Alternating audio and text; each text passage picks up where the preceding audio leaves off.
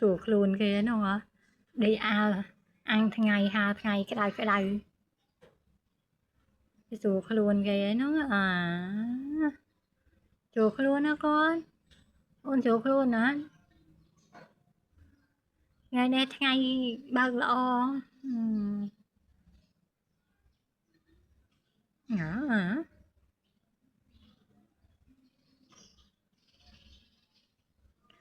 Ủa nó thường chân đây quay gặp nhà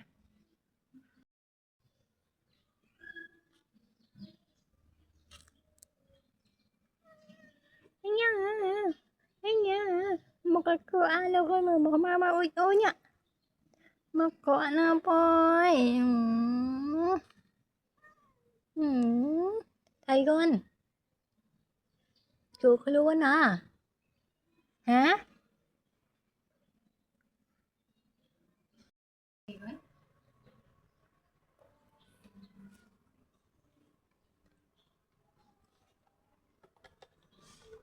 sao mẹ lại anh đang sát ấy thế ơi anh đang sát ấy thế mà ơi đi tiếp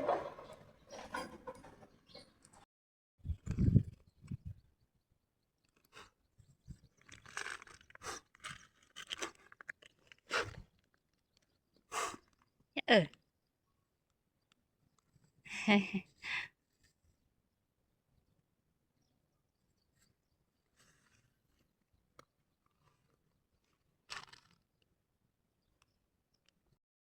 dạ ừเราจะพอ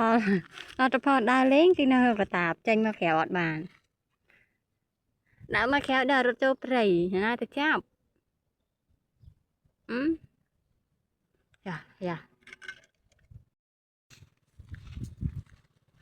đò lên nha ngày lần kia tà lên mới ôn ta lên ngày nó nha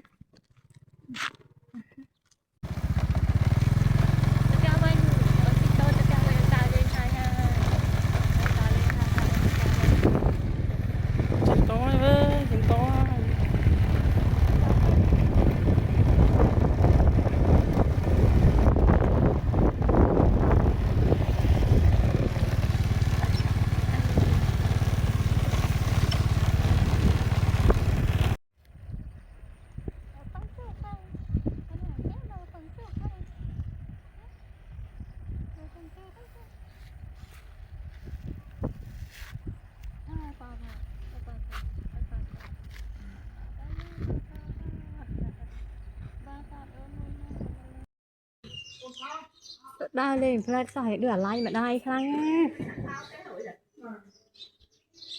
à hả